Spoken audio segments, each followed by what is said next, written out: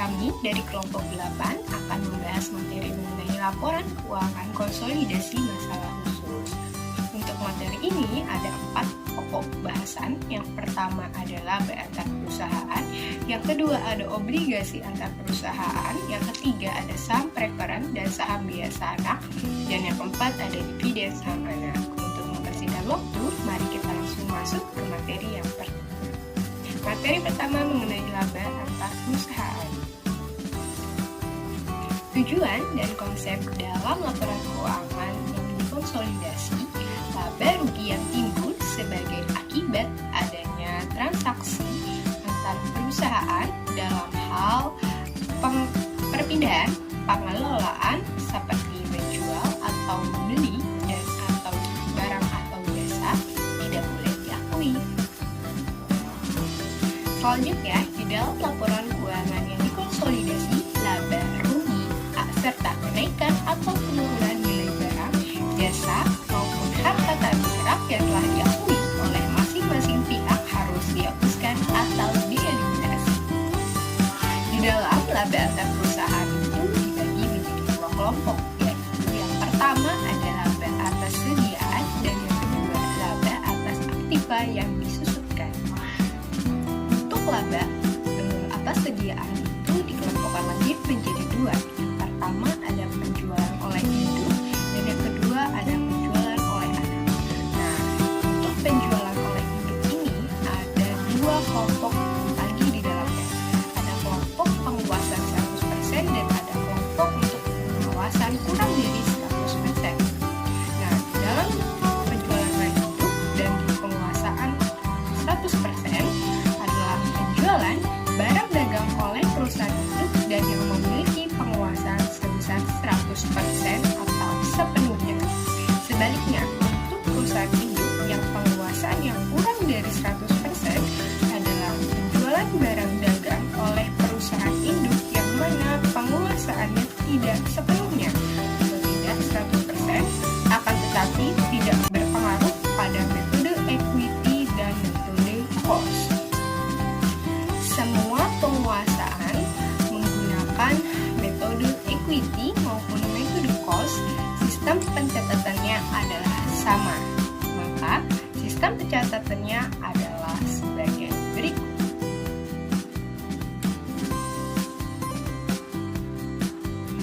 Untuk penjualan oleh anak juga dikelompokkan menjadi 2. Ada penguasaan 100% dan ada penguasaan kurang dari 100% untuk penjualan oleh anak. Untuk penguasaan 100% adalah penjualan barang dagang oleh perusahaan anak yang memiliki penguasaan sebesar 100% atau sepenuhnya. Dan sedangkan untuk penguasaan kurang dari 100%, penjualan barang dagang oleh perusahaan anak yang mana penguasannya tidak sepenuhnya atau kurang dari 100%, tetapi tidak berpengaruh pada metode equity dan metode cost. Untuk lebih pahamnya, ini ada contoh untuk mengilustrasikan materinya.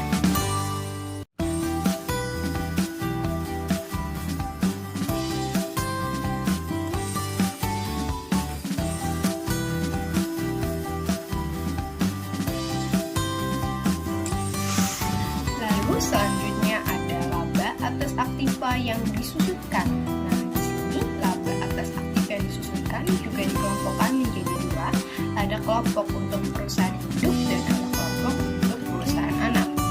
Kelompok perusahaan induk juga terbagi atas penguasaan 100% dan juga penguasaan kurang dari 100%.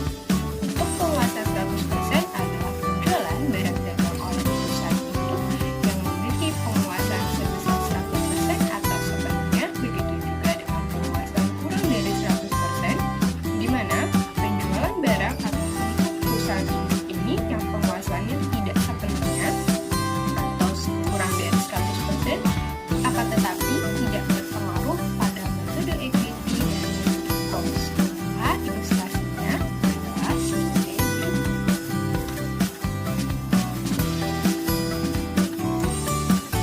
Untuk penjualan oleh anak juga dikelompokkan dalam penguasaan 100% atau penguasaan kurang dari 100%.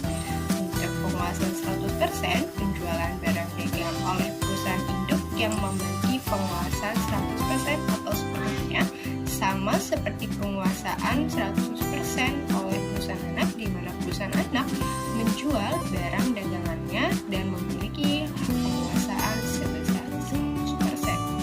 Dan untuk penguasaan kurang dari 100% adalah penjualan barang dagang oleh perusahaan anak, yang mana penguasaan yang tidak sepenuhnya atau tidak 100% dan tidak berpengaruh pada metode equity dan metode cost. Untuk ilustrasinya akan disebutkan sebagai berikut.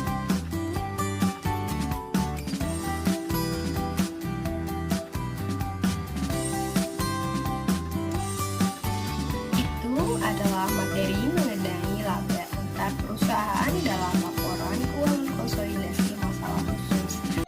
Assalamualaikum warahmatullahi wabarakatuh. Perkenalkan, saya Karisma Aisyah Novian Putri. Di sini saya akan menjelaskan mengenai obligasi antar perusahaan. Obligasi sendiri merupakan istilah dari pasar modal yang berarti surat pernyataan utang kepada pemegang obligasi. Nah, penerbit obligasi merupakan pihak yang memiliki utang, sedangkan pemegang obligasi adalah pihak yang berpiutang. Misalnya, saya memiliki perusahaan.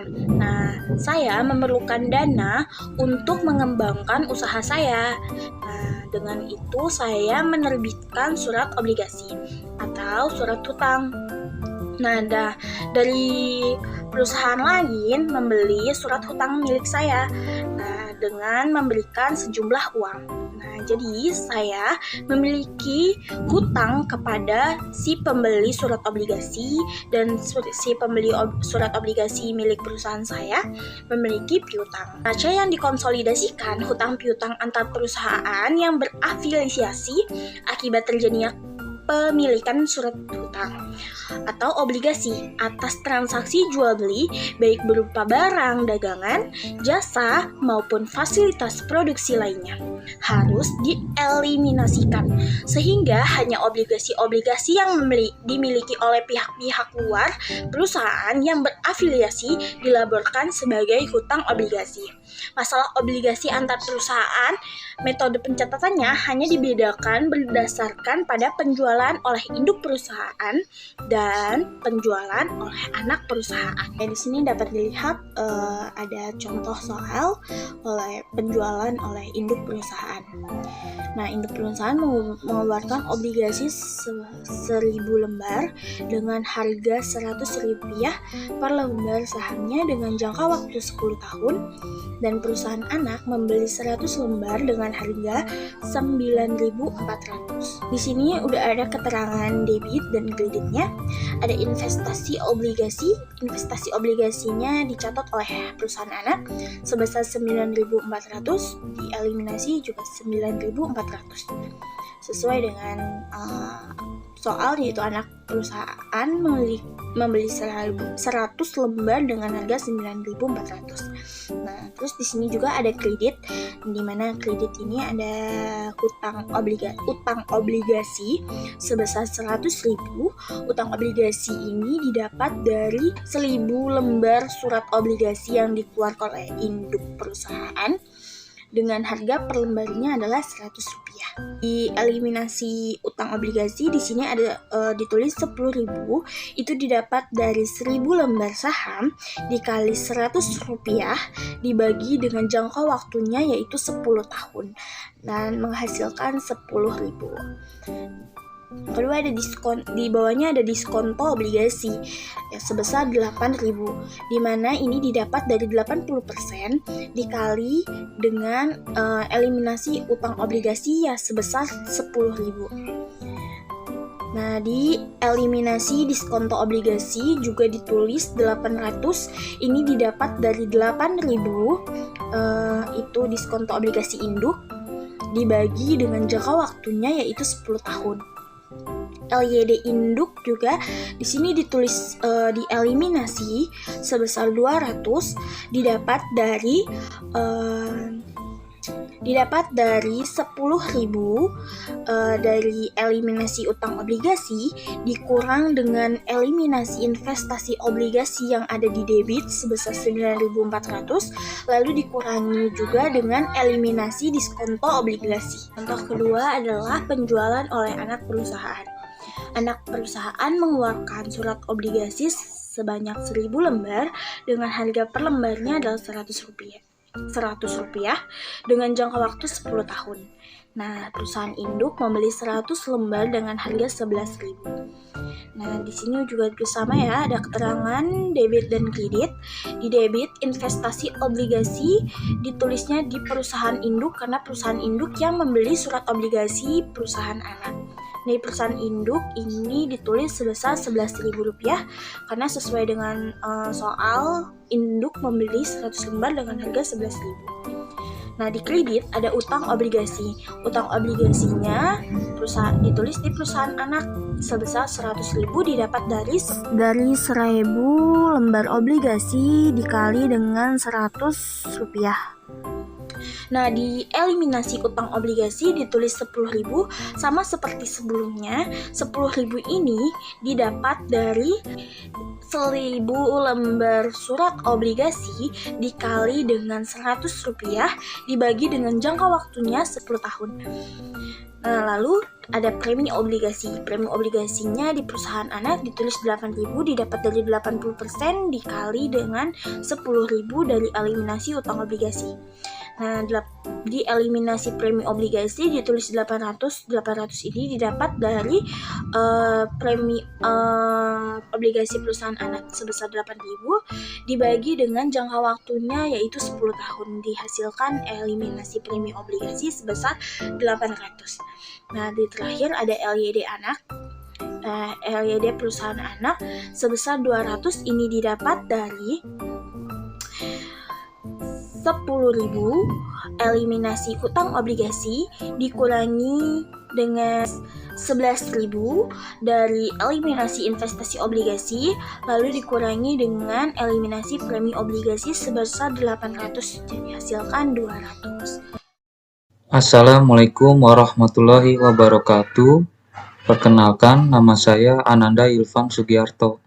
Baik, persoalan atau permasalahan khusus selanjutnya yaitu ada pada saham preferen dan saham biasa anak. Nah, di bagian persoalan atau permasalahan khusus ini biasanya terjadi karena akuntan perusahaan dalam menyusun laporan keuangan konsolidasinya itu tidak mengetahui secara pasti apa jenis atau sifat yang dipakai pada perhitungan saham preferen. Nah, sifat dan jenis pada saham preferen diantaranya adalah sebagai berikut. Yang pertama itu tidak kumulatif dan tidak berpartisipasi atau bisa disingkat dengan TKTB. Nah, di sifat ini klaim terhadap kekayaan bersih perusahaan sebatas nominalnya. Yang kedua yaitu kumulatif dan tidak berpartisipasi bisa disingkat dengan KTB, yaitu klaim terhadap kekayaan bersih perusahaan sebatas nominalnya dan mempunyai hak atas dividen. Yang ketiga yaitu tidak kumulatif dan berpartisipasi penuh, disingkat TKB, di mana hak atas dividen hanya apabila perusahaan mengalami laba saja. Jika perusahaan tidak mengalami laba atau mengalami kerugian, maka hak atas dividen tidak diperhitungkan. Yang keempat yaitu kumulatif dan berpartisipasi penuh, disingkat KB, yaitu mencakup hak atas kekayaan bersih dan laba. Baik, kita langsung masuk ke dalam contoh kasusnya saja ya. Nah, di sini ada struktur modal anak pada PT A1, yaitu sebagai berikut: 6% saham preferen dengan jumlah 5.000 lembar, di mana harga per lembarnya yaitu Rp10. Maka jumlah saham preferen yaitu Rp50.000. Berikutnya yaitu saham biasa dengan jumlah 10.000 lembar dengan harga per lembarnya yaitu Rp10. Kita kalikan maka menjadi nominal Rp100.000. Selanjutnya yaitu ada agio pada saham biasa dengan nominal Rp5.000 dan laba yang ditahan dengan nominal Rp45.000. Kita jumlahkan menjadi Rp200.000. Kita tambahkan saja Rp50.000, Rp100.000, Rp5.000 dan Rp45.000. Maka jumlahnya yaitu Rp200.000. Nah, berikut perhitungan struktur modal jika menggunakan jenis atau sifat-sifat pada saham preferred. Yang pertama yaitu tidak kumulatif dan tidak berpartisipasi, disingkat TKTB ya. Nah, di sini nominal saham pada saham preferred kita masukkan yaitu Rp50.000. Yang kedua yaitu pada saham biasa dengan nominal Rp100.000. Kita jumlahkan menjadi Rp150.000. Pada bagian agio saham preferred tidak memiliki agio, sedangkan saham biasa memiliki agio saham berjumlah Rp5.000. Selanjutnya yaitu pada laba yang ditahan. Nah, bagian laba yang ditahan ini biasanya terjadi persoalan dalam perhitungan struktur modal pada perusahaan anak. Di bagian inilah yang membedakan di antara jenis-jenis dan sifat-sifat pada saham preferred. Nah, pada jenis tidak kumulatif dan tidak berpartisipasi, laba yang ditahan saham biasa yaitu Rp45.000, sedangkan saham preferred tidak, karena pada bagian tidak kumulatif dan tidak berpartisipasi ini klaim terhadap kekayaan bersih perusahaan sebatas nominal saja. Selanjutnya kita jumlahkan, yaitu saham preferred Rp50.000 ditambah 50 menjadi Rp50.000 ya, karena hanya ada nominal saham saja. Pada bagian saham biasa yaitu berjumlah Rp150.000 dan jumlah semuanya yaitu Rp200.000, sama dengan struktur modal pada perusahaan anak. Nah, selanjutnya yaitu jenis kedua, kumulatif tidak berpartisipasi ya, singkat KTB. Nominal saham pada saham preferred yaitu Rp50.000, pada saham biasa yaitu Rp100.000, maka jumlahnya Rp150.000. Agio saham hanya ada pada saham biasa yaitu berjumlah Rp5.000. Nah, laba yang ditahan di sini pada saham preferred ada hak atas dividennya. Nah, hak atas dividen pada saham preferred yaitu 6%. Maka 6% dikali dengan nominal saham pada saham preferred yaitu Rp50.000. Maka didapatlah hasilnya berjumlah Rp3.000. Selanjutnya yaitu saham biasa berjumlah Rp42.000. Didapat dari mana? Didapat dari sisa laba yang ditahan Rp45.000 dikurang dengan hak atas dividen pada saham preferred Rp3.000. Maka hasilnya yaitu Rp42.000. Kita jumlahkan pada nilai buku pada saham preferred yaitu Rp53.000, saham biasa berjumlah Rp147.000 dan jumlah semuanya yaitu Rp200.000, sama dengan struktur modal. Jenis ketiga yaitu tidak kumulatif berpartisipasi penuh atau TKB. Nominal saham kita masukkan sama seperti sebelumnya, Rp50.000 pada saham preferred, Rp100.000 pada saham biasa. Kemudian jumlahnya Rp150.000. Agio saham hanya ada pada saham biasa dengan nominal Rp5.000. Bagian laba yang ditahan di sini menggunakan perbandingan nominal saham yang ada pada saham preferred atau saham biasa dibandingkan dengan jumlah dari saham preferred ditambah saham biasa. Yang pertama kita cari dulu pada bagian saham preferred.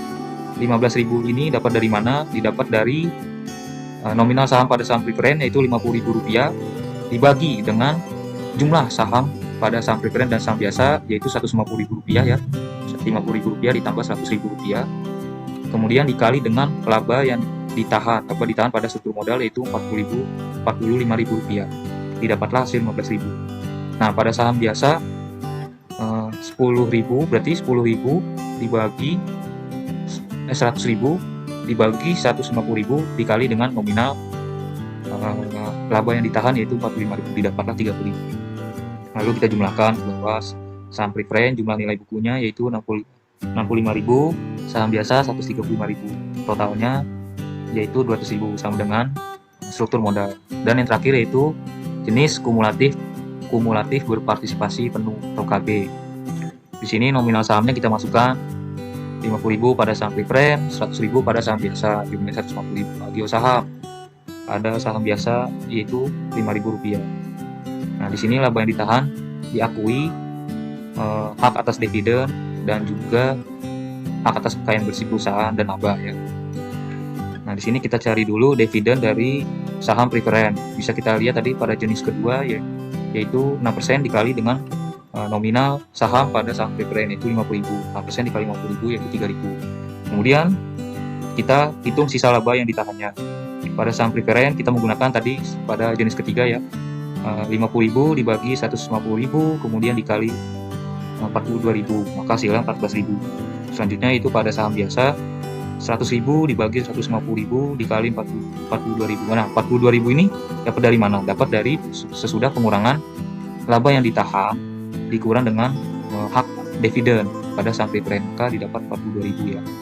45.000 dikurang 3.000, 42.000. Ini 100.000 dibagi 150.000 dikali 42.000 didapat hasilnya 28.000. Kita jumlahkan 50.000, 3.000, 14.000, maka nominal pada nilai buku saham preferred yaitu 67.000.